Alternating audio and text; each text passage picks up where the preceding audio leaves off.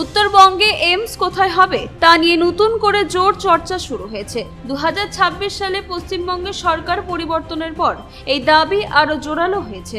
একসময় রায়গঞ্জের পানিশালা এলাকায় এইমস তৈরির জন্য প্রায় 100 একর জমি চিহ্নিত করা হয়েছিল, কিন্তু বিভিন্ন কারণে সেই প্রকল্প পরে কল্যাণীতে স্থানান্তরিত হয়। দীর্ঘদিনের সেই আক্ষেপ আজও বহন করছে উত্তর দিনাজপুরের মানুষ। এবার সেই হারানো স্বপ্ন ফিরিয়ে আনার দাবিতে একজোট হয়েছে জেলাবাসী।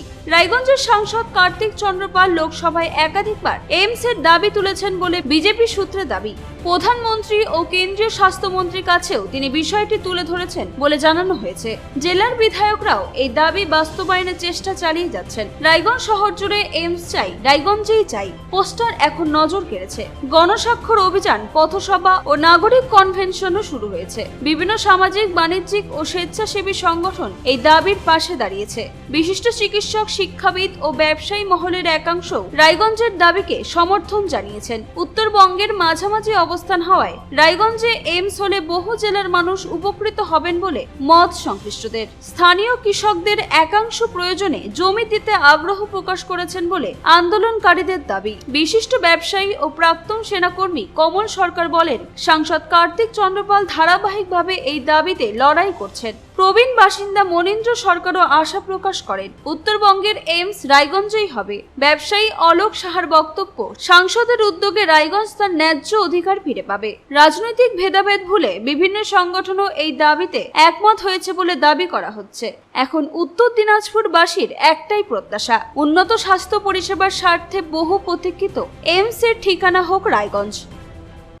এইমস যখন সরকার প্রস্তাব করে তখন থেকে আমাদের মধ্যে আরও উৎসাহ উদ্দীপনা, আমাদের প্রতিটা ব্যবসায়ী সংগঠন তারা এই এইমসের আন্দোলনের পথে নামছে।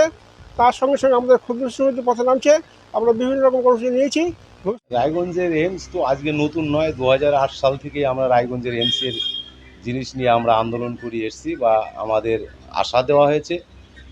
সেটা অনেক দিন থেকে আমরা এখানে সেই আশা নিয়ে বসে আছি। এবার আবার নতুন করে আমাদের ভোটের আগেও একবার এর আশ্বাস দিয়ে গেছেন আমাদের এই বিজেপি গভর্নমেন্ট। সেখানে আমরা যাই হোক, ওনারা গভর্নমেন্ট তৈরি করেছেন এবং আমাদের এই রায়গঞ্জে এইমসের কথা বলেছেন স্বরাষ্ট্রমন্ত্রী। সেই হিসাবে আমরা আশা রাখছি যে আমরা রায়গঞ্জে এইমসটা হবে। তো আমাদের এইমসটা হওয়ার কথা ছিল, সেটা কল্যাণীতে চলে গেছে। কল্যাণী চলে যাওয়ার পর আমরা খুব আশাহত হয়েছিলাম, কিন্তু পরবর্তীতে যখন আমাদের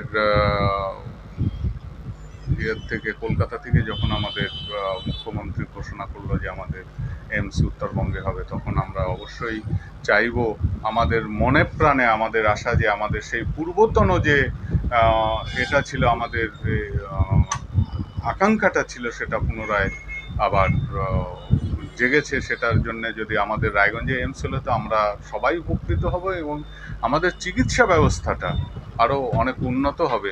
এটাই আমি সবসময় চেষ্টা করে যাচ্ছি এবং যারা চেষ্টা করছেন তাদের সম্পূর্ণ সহযোগিতায় আমি চাইছি যে এইমসটা আমাদের রায়গঞ্জে হোক এবং মনে প্রাণে এবং সার্বিকভাবে সব দিক দিয়েই আমরা চাই এইমসটা রায়গঞ্জে হোক। রায়গঞ্জেই চাই আমরা, রায়গঞ্জেই এইমস চাই।